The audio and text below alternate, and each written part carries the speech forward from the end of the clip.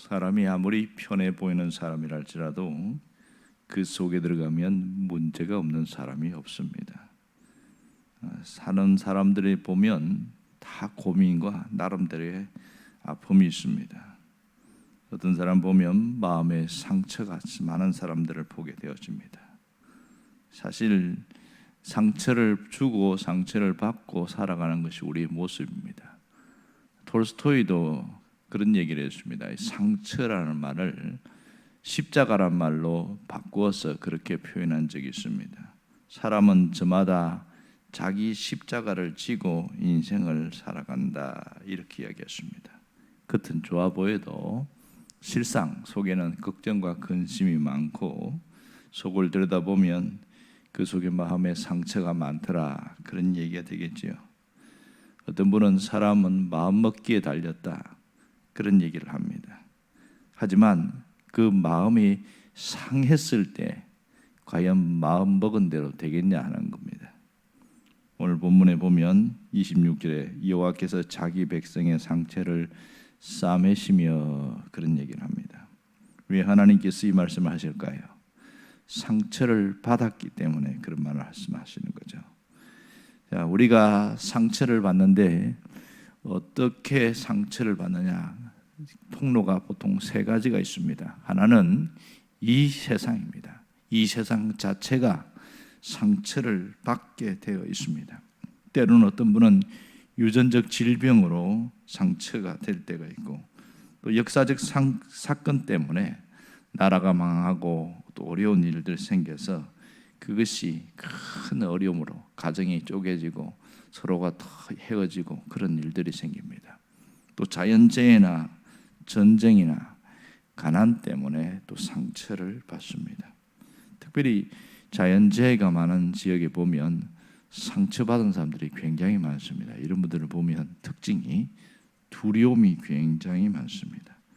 이런 불행한 환경은 우리에게 심리적으로 여러 가지 고통을 안겨주는데, 그것은 두려움과 염려와 공포라는 겁니다. 그리고 가장 많이 받는 상처는 사람입니다. 사람 때문에 상처를 받습니다. 가장 가까이 있는 사람으로부터 시작해서 또 나와 관계 있는 여러 사람들에게서 상처를 받게 되는 경우가 굉장히 많습니다. 그 상처의 가장 끝은 배신당함에 있습니다. 배신을 당했을 때 상처는 사람에 대한 불신, 사람에 대한 의심, 이런 것으로 꽉 차게 되어 있습니다. 또한 자기 자신으로부터 받는 상처도 있습니다. 자기 자신에게 받는 상처, 어떤 잘못된 결정을 하거나 잘못된 또 마음을 먹고 일을 하거나 해서 어려움에 당했을 때, 크게 실패하게 됐을 때 자기 자신이 한없이 미워지는 거죠. 어떤 분은 자기 학대를 하는 사람을 봤습니다. 자기 몸을 막 자해를 하고 자기를 괴롭히는 거예요. 스스로 잠을 안 자는 거예요. 잠을 안 자요. 왜 그렇게 잠을 안 주무십니까? 그랬더니 내가 이런 일을 하고도 잔다는 게 용납이 안 됩니다. 그러면서 자기 학대하는 거예요. 이게 좌절감과 죄책감, 이런 것으로 살아가는 것이죠. 사람에게 상처를 받은 사람들은 분노와 원한과 반항심, 거절감이 굉장히 큽니다. 이 거절감의 상처는 관계를 다 깨트려버리는 그런 아픔이 또 있습니다. 여러분, 많은 사람들이 상처 때문에, 그것 때문에 못 견디합니다. 그것은 교회 안에서나 교회 밖에서나 똑같은 모습입니다. 하지만 우리에게는 하나님이 계신다는 게 놀라운 은혜죠. 하나님께서 우리의 상처를 어떻게 하십니까? 상처를 싸매신다, 이렇게 말씀합니다. 상처를 싸매신다. 그 맞은 자리를 고치신다, 이렇게 말씀합니다. 사람들은 상처 때문에 마음이 상하지만 하나님은 그 마음 상한 상처를 싸매십니다. 비슷한 말씀을 시편에도 나오는데요. 시편 34편 14절에 보면 하나님은, 여호와는 마음이 상한 자를 가까이 하시고, 이렇게 표현되어 있어요. 자, 희한하지요. 사람들은 마음 상한 사람을 가까이 하지 않습니다. 자기에게 도움되는 사람을 가까이 합니다. 뭔가 유익이 되는 사람을 가까이 합니다. 그러나 하나님은 마음이 상한 자를 가까이 하신다, 이렇게 얘기해요. 이 마음이 상했다는 것은 단순한 그냥 마음이 힘들어졌다 그 뜻이 아니라, 거기에 보면 마음이 상했다는 그 단어가 마음이 깨졌다 이렇게 표현되어 있어요. 마음이 부서졌다, 산산조각 난 상태, 큰 바위나 쇳덩이에 맞아서 아주 그릇이 박살난 상태를 마음이 상했다 그렇게 표현합니다. 그런데요, 하나님은 이렇게 마음이 상한 자를 가까이 한다는 사실입니다. 오늘 본문도 보면 이런 자에게 하나님이 어떻게 하십니까? 26절 하반절에 보면 그 맞은 자리를 고치신다 그랬어요. 그 맞은 자리를 고치신다. 너무 상처가 커서 고통스러워 도무지 고칠 수 없는데 하나님이 고치신다는 거예요. 그렇게 되면 어떤 결과가 생기냐면, 그 얼굴빛이 달빛은 햇빛 같겠고 햇빛은 7배가 되어 7날의 빛과 같으리라, 그렇게 됩니다. 엄청난 변화가 일어난다는 겁니다.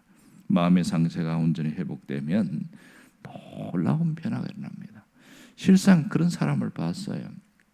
얼굴이 항상 어둡고 말도 안 하고 그냥 항상 예배 자리에도 보면 항상 그냥 마치자 축도 끝나자마자 가고 뭐 그런 분이 있었어요.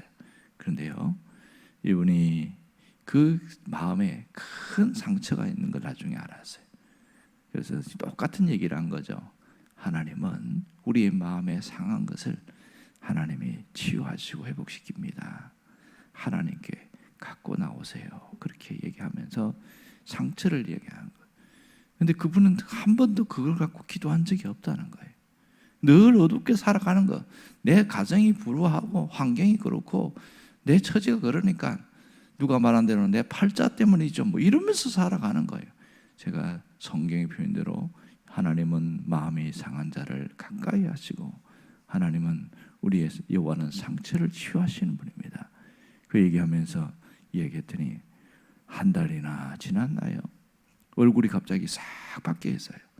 얼굴이 환해졌어요. 얼굴이 갑자기 왜 이렇게 예뻐졌냐고. 얼굴이 확 밝아졌는데 그 마음의 상처가 많이 치유된 거예요. 상처가 치유되니까 가장 먼저 나타나는 것이 얼굴빛입니다. 달빛은 햇빛 같겠고 햇빛은 7배의 해같이 그렇게 환하게 빛이 납니다. 여러분, 우리가 마음이 상하면 얼굴이 어두워질 수밖에 없는 거예요. 그러나 주님 앞에 나와야 됩니다. 오늘 여기에서 중요한 걸 이야기합니다. 상처는 반드시 치유되어야 한다.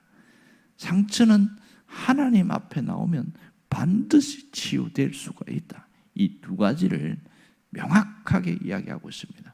하지만 사람들은 상처받으면 숨기기에 바쁩니다. 상처를 드러내려고 하지 않습니다. 아무렇지 않은 척, 그렇게 괜찮은 척 합니다. 많이 힘드시겠어요? 뭐 괜찮아요. 실상은 안 괜찮거든요. 그렇게 상처가 너무 커서 막 속으로 울고 있는데 안 괜찮은 척 그렇게 합니다. 그래서 사람들은 자기를 숨기고 가면을 쓰고 그렇게 살아갑니다. 그럼 속으로 늘 울고 있는 거예요. 늘 울고 있어요. 그러니까 그 얼굴빛이 어두울 수밖에 없는 거죠. 그래서 삶이 얼마나 피곤한지 몰라요. 매일 피곤하다고 그래요. 일이 많아서 피곤한 게 아니고 마음이 힘들어서 피곤한 거예요.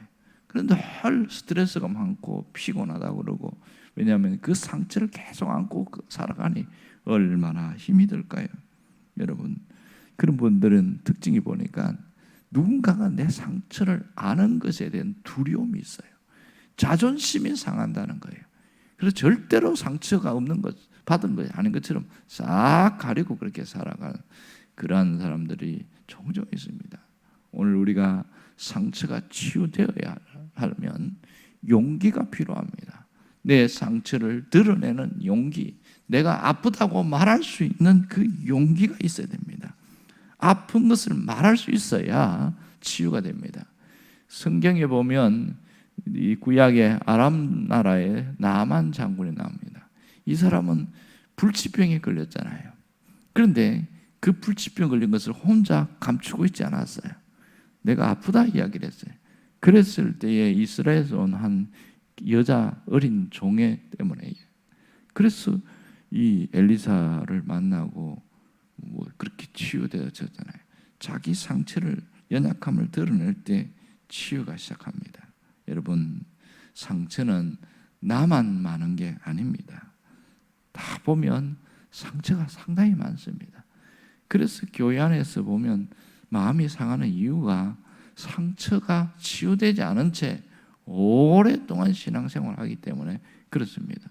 열심히 기도만 하면 되는 줄 알아요. 열심히 잘 믿으려고 애쓰기만 하면 되는 줄 알아요. 그것도 해야 되는 거 맞긴 하지만 정작 중요한 것은 내 마음에 있는 상처가 치유되지 않으면 행복하지가 않습니다. 신앙생활이 하나도 안 행복해요. 내가 어둡고 내가 답답한데 뭐가 행복하겠어요? 내가 늘 불행하다고 생각하는데 뭐가 행복하겠냐고요. 우리가 받는 상처 중에는 배신의 상처도 있지만 우리가 사랑하는 사람들을 떠나보낼 때에 그 아픔이 상처로 남아있는 경우가 굉장히 많습니다. 어떤 분은 3개월이 지났는데도 자식들이 학교 가든지 말든지 그냥 넉넉고 벽에서 그냥 허공을 쳐다보고 그렇게 해서 완전히 넋을 놓아버리고 안 일어나는 거예요. 그렇게 힘들어하는 분이 있습니다. 아무도 그 사람을 끌어낼 수가 없는 거예요. 방에 틀어박혀서 안 나오는데 부모가 가도 안 되고 그리고 형제들이 가도 안 되고 답이 없어요.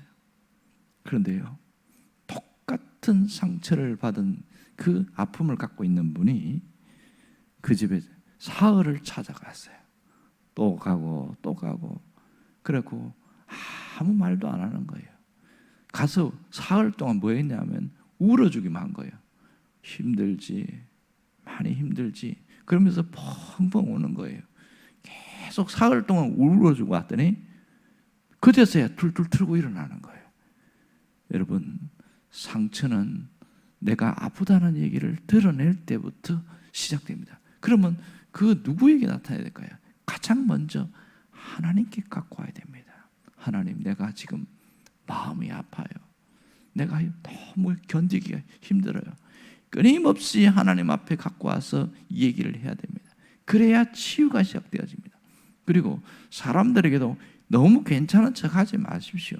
아프면 아프다고 이야기를 해야 됩니다. 그래야 배려도 있고 사람들이 이해하게 되어지고 그렇습니다. 괜찮은 척하면 진짜 괜찮은 줄 압니다. 그래서 이런 상처를 드러낼 수 있는 용기가 필요합니다. 그럴 때 하나님은 마음이 상한 자를 고치십니다. 하나님께 직접 왔을 때 그 아픔을 드러내기도 하지만 때로는 사람을 통해서 하나님이 상처를 고치는 경우가 있습니다. 하나님은 이사야 61장에 보면 마음이 상한 자를 고치시고 이렇게 이야기했습니다. 우리가 무엇 때문에 힘들어하는 것을 알고 계신다는 거죠. 아픔을 우리가 끄집어내는 것이 너무 중요한 겁니다. 상처를 갖고 오는 게 너무 중요해요. 왜요? 하나님은 치유하시는 하나님이시니까 그렇습니다. 이 상처는 하나님의 특별한 은혜의 그릇이 될 수 있다는 사실입니다. 상처가 치유되면 놀라운 하나님의 도구로 쓰임받을 수가 있습니다. 그러나 모든 사람이 하나님의 도구로 쓰임받지 않습니다. 상처의 피해자로 살아갈 것인가, 상처의 수혜자로 살아갈 것인가, 그것은 나의 의지와 결단이 대단히 중요합니다. 내가 이 상처를 안고 계속 아파하면서 그렇게 살아갈 것인가, 아니면 이것을 하나님 앞에 갖고 나오고 내가 내 상처를 용기를 놓고 끄집어내서 상처를 치유한 자로 살아갈 것인가는 나의 의지와 결단이 대단히 중요한 것이지요. 성경에 보면 상처가 많은 사람 중에, 제자 중에도 상처받은 사람들 되게 많습니다. 그 중에 베드로를 보면, 그 사람을 보면 상처투성입니다. 너무 상처가 많아요. 왜 자기가 대단한 존재인 것을 드러내려고 할 거예요. 그만큼 상처가 많기 때문에 그렇습니다.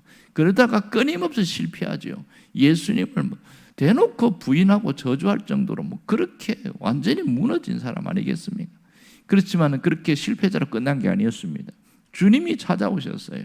자기가 못 가니까 주님이 찾아오셔서 그를 회복시켰습니다. 바울도 보면 상처가 굉장히 많은 사람이었습니다. 그런데 그는 수도 없는 상처를 가지고 그냥 머물지 않고 하나님 앞에 갖고 나왔습니다. 그래서 하나님은 우리를 치유하시는 분임을 그는 경험을 했습니다.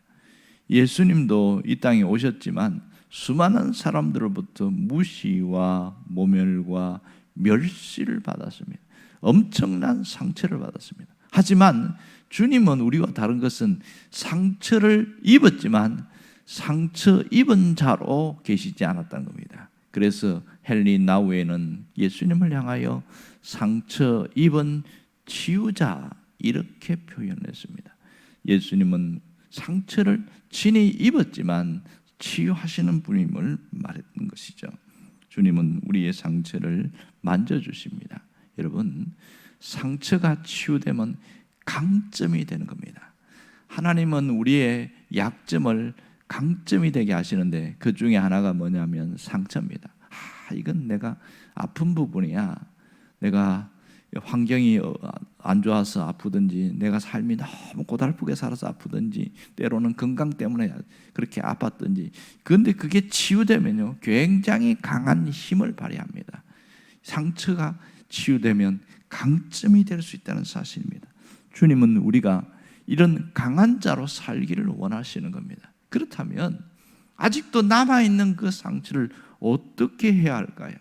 이 상처를 하나님께 갖고 오는 것이 중요합니다. 먼저 나의 연약함을 내어놓아야 합니다. 날마다 십자가 앞에 내 자신의 문제를 갖고 나오는 것이죠. 십자가 앞에 나온다는 것은 주님 앞에 내 문제를 쏟아내는 것을 말합니다. 그리고 하나님의 사랑을 깊이 경험하게 될 때, 그때부터 상처는 치유됩니다. 여러분, 상처가 드러내야 치유가 됐습니다. 저도 이렇게 성격이 문제가 되었던 것이 상처 때문인지를 몰랐습니다. 그러나 이 상처가 성격도 삐뚤어지게 만들고 삶을 뒤틀리게 만들었습니다. 그런데요, 치유되고 나니까 언제 그랬냐는 식으로 다시 돌아와요.